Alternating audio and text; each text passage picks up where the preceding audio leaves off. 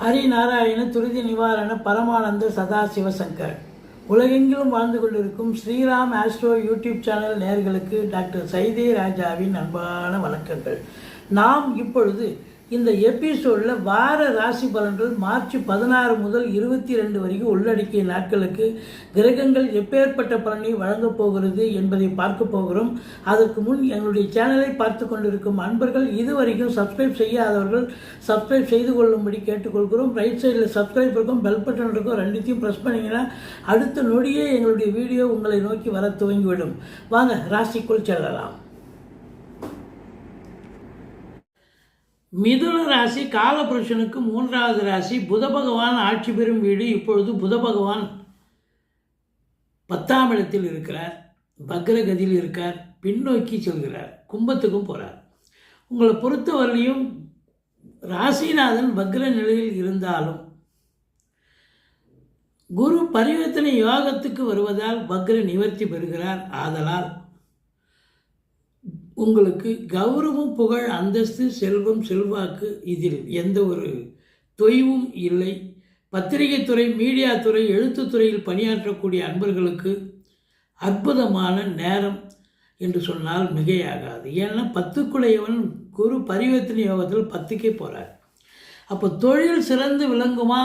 இந்த மிதுன ராசியில் பிறந்தவர்களுக்கு சிறப்பாக இருக்கும்.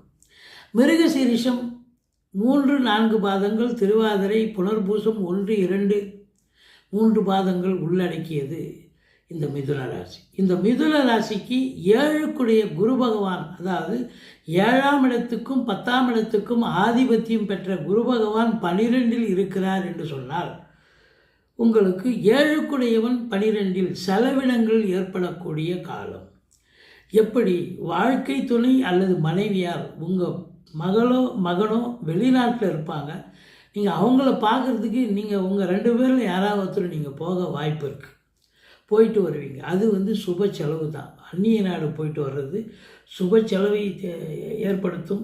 மற்றபடி எந்த குறையும் கிடையாது. 10க்குடையவன் 12இல் இருக்கார். தொழில் ரீதியாக நீங்கள் கடனை உடனே வாங்கி தொழிலில் போடுவீங்க, தொழிலை விரிவாக்கம் பண்ணுவீங்க, இல்லை தொழிலில் இன்னொரு பிரான்ச்சு ஓப்பன் பண்ணுவீங்க. இப்படி சுப செலவுகளை தரக்கூடிய 7க்கும் 10க்கும் ஆதிபத்தியம் பெற்றவன் 12இல் இருப்பது ஒரு சுப செலவையே காட்டுகிறது என்று சொன்னால் மிகையாகாது. குரு பார்வை கோடி நன்மை. குரு பாருங்க 4ஆம் இடத்தை பார்க்குறார். ராசியில் செவ்வாய் இருக்கிறார், அவர் 4ஆம் பார்வையாக 4ஆம் இடத்தை பார்க்குறார். அப்போது 4ஆம் இடத்தை குருவும் பார்க்குறார், செவ்வாயும் பார்க்குறார். அப்படின்னா வீடு வாங்க, வீடு கட்ட, இடம் வாங்க, காலி மனை வாங்க, இல்லை ஃப்ளாட்டு வாங்க, தோட்டம் துறவு வாங்க. உங்கள் அபிலாஷை என்னவோ அது கண்டிப்பாக நிறைவேறும். அது மட்டும் இல்லை, வண்டி வாகனங்களை வச்சு பொழப்பு நடத்தக்கூடியவர்கள், சவாரி, இப்போது ஆட்டோ ரிக்ஷா இருக்குது, மற்றபடி மெட்ரோலர் வேன் இருக்குது, கால் டாக்ஸி இருக்குது, இப்படி லாரி, இப்படி நிறைய 4 வீலர்ஸ் இருக்குது இல்லையா? இப்போ ஜேசிபி, கனரக வாகனம், லாரி, இது போல் சொல்லலாம். இவங்கெல்லாம் வாடகை விட்டு சில இது போல் குவாரியில் அது பண்ணுறது, அது செங்கல் சூழலேருந்து செங்கல் எடுத்துகிட்டு வர்றது, மணல் ஏற்றிட்டு வர்றது, இப்படி அவங்க 4 வீலர் வச்சுருப்பாங்க இல்லையா? அவங்களுக்கெல்லாம் கூட நல்ல ஒரு அற்புதமான ஒரு பிழைப்பு, அதாவது சவாரிகள் கிடைச்சி நல்ல சம்பாத்தியம் கிடைக்கும். தாய் வழி சொந்தங்களால் அனுகூலம் நிச்சயமாக இருக்கும். அங்கே கேது இருந்து குரு பார்வையில் இருக்கிறதால படிக்கிற பிள்ளைங்க ரொம்ப நல்லா படிப்பாங்க. இன்ஸ்டியூஷன்லேருந்து தகவல் வரும் அப்படின்னு சொன்னால் மிகையாகாது. உங்கள் சுகஸ்தானத்தை குரு பார்ப்பது சுகவாசியாக இருக்கக்கூடிய ஒரு நிலை இருக்கிறது. 6ஆம் இடம் குரு பார்வையில் இருப்பது எதிரிகள் ஓடி ஒளிவார்கள், கடன் சுமை படிப்படியாக குறையும், கோர்ட்டில் கேஸ் எதாக இருந்தால் சாதகமாக தீர்ப்பு வரும். 5ஆம் இடத்து அதிபதி உச்சநிலை பரிவர்த்தனை யோகத்தில் ஆட்சி பெறுவதால் உங்களுக்கு குலதெய்வத்தின் அனுகிரகத்தால் குழந்தை பாக்கியம் இல்லாதவர்களுக்கு குழந்தை பேறு கிடைக்கும். பூர்வீகத்திலிருந்து நல்ல தகவல் வரப்போகிறது. பிள்ளைகளால் பெருமை கிடைக்கக்கூடிய ஒரு வாரமாக இது விளங்கப் போகிறது. 8ஆம் இடத்தை குரு பார்க்கிறார். எந்த அசிங்கமோ அவமானமோ ஏற்பட்டு விடாது என்று சொன்னால் மிகையாகாது. வீட்டில் வயதான பெரியவங்க இருந்தால் அவங்க தேக ஆரோக்கியம் சிறப்பாக இருக்கும். மற்றபடி இந்த சீட்டாட்டம், ரேஸு, லாட்ரி, ஆன்லைன் பிஸ்னஸ் பண்ணக்கூடிய அன்பர்கள் இன்னும் திடீர் அதிர்ஷ்ட வாய்ப்புகள் தேடி வரும். ஏன்னா 8ஆம் வீட்டை பார்த்ததுன்னு சொன்னால் வரா கடன்கள் வசூலாகக்கூடிய ஒரு நிலை.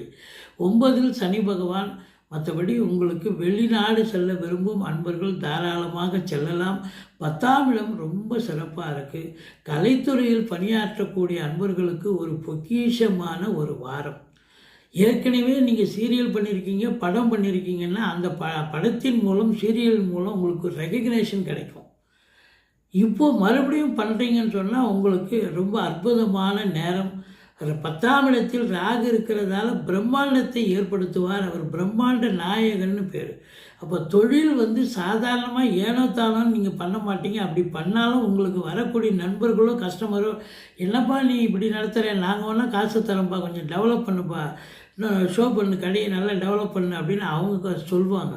ஸோ அதெல்லாம் ஏற்று நீங்கள் யாரெல்லாம் அவங்க கொடுத்தாங்களோ அந்த காசை வச்சு நீங்கள் அப்போ டபுள் மடங்கு நீங்கள் எதிர்பார்த்ததை விட ரெட்டிப்பாக கடன் கிடச்சிருக்கும். அதை வச்சு நீங்கள் தொழிலை விரிவாக்கம் பண்ணலாம். அல்லது இன்னொரு பிரான்ச்சை ஓப்பன் பண்ணிங்கன்னா ரொம்ப சிறப்பாக இருக்கும். உள்நாட்டு வாணிபம், வெளிநாட்டு வாணிபம், ஏற்றுமதி இறக்குமதியாளர்கள், ஷேர் மார்க்கெட்டில் இன்வெஸ்ட் பண்ணுறவங்க, ஸ்பெக்குலேஷன் பண்ணுறவங்க, ஆன்லைன் பிஸ்னஸ் பண்ணுறவங்க, ஹோட்டல் பிஸ்னஸ் பண்ணுறவங்க, இவங்களுக்கெல்லாம் ஒரு சிறப்பான ஒரு நிலை.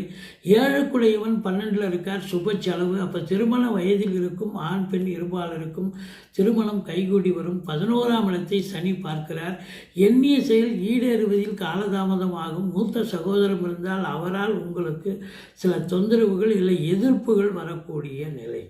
3ஆம் இடத்தை சனி பார்க்கிறார். இளைய சகோதரர்களுக்கும் உங்களுக்கும் கூட எதிர்ப்புகள் வரும்.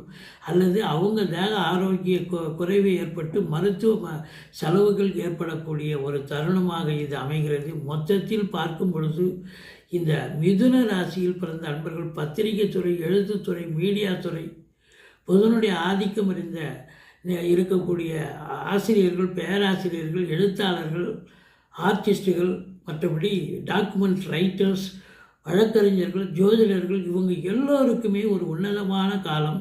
அரசாங்கத்தால் அனுகூலம், அரசியல்வாதிகளுக்கு ஒரு முன்னேற்றகரமான ஒரு காலகட்டமாக இது விளங்கப் போகிறது. ஏனெனில் சூரியன் 10ஆம் இடத்தில் இருக்கிறார். அற்புதங்க. இதில் இன்னும் ஒரு விஷயம் என்ன அப்படின்னா, தந்தையால் அனுகூலங்கள். உங்களுக்கு சொந்த தொழில் பண்ணுறீங்க, அவருக்கு கூட ஹெல்ப் பண்ணக்கூடிய ஒரு நிலை இருக்கும் தொழிலுக்கு. ஸோ தொழில் விருத்தி பண்ணுறதுக்கு கடன் காட்சிகள் அவர் கூட ஏற்பாடு பண்ணக்கூடிய நிலை. தாய்மாமன் வர்க்கங்கள் உங்களுக்கு ஆதரவாக இருப்பார்கள். மற்றபடி உங்களுக்கு அந்நிய மொழி பேசும் அன்பர்கள் கூட உங்களுக்கு உதவிகரமாக இருக்கக்கூடிய காலகட்டமாகத்தான் இது விளங்கப் போகிறது. மொத்தத்தில் படிக்கும் பிள்ளைகள் நல்லா படிப்பாங்க. வண்டி வாகனங்கள் ஒரு சிலர் பழசு விற்றுட்டு புதுசு வாங்கக்கூடிய ஒரு நிலை ஏற்படும். மற்றபடி வீடு கட்ட, வீடு ஆல்ட்ரேஷன் பண்ண சிறப்பான ஒரு காலகட்டம். கோர்ட்டில் கேஸ் எதாக இருந்தால் சாதகமாக தீர்ப்பு வரும். எதிரிகளே இருக்க மாட்டார்கள். எதிரிகளை நீங்கள் துவம்சம் பண்ணிடுவீங்க அப்படின்னு சொன்னால் மிகையாகாது. கலைத்துறை அன்பர்களுக்கு பொற்காலம், அற்புதமான காலம். மற்றபடி நகை கடை, துணி கடை, அதை உற்பத்தியாளர்கள், வியாபாரிகள், அதை விற்பனை செய்யும் அன்பர்கள், இவங்களுக்கெல்லாம் ஒரு பொற்காலம். இரும்பு அதாவது உபகரணம், இரும்பு காரகத்துவம் இல்லையா சனி பகவான். அப்போது சின்ன லேத் ஃபேக்ட்ரிலேருந்து பெரிய கம்பெனி வரைக்கும் அதில் வேலை பார்க்கக்கூடிய அன்பர்களுக்கும் ஒரு அருமையான காலகட்டம். வேலை வாய்ப்புகள் கிடைக்கும், நல்ல சம்பாத்தியம் கிடைக்கும். தொழிலாளிகள் ரொம்ப சந்தோஷமாக வேலை பார்க்கக்கூடிய தருணம் இது அப்படின்னு சொல்லலாம். நீங்கள் பெருமாளை சேவியுங்கள், சக்கரத்தாழ்வாரை வழிபாடு செய்யுங்கள். வாழ்க்கை வளமோடும் நலமோடும் அமையப் போகிறது. நன்றி.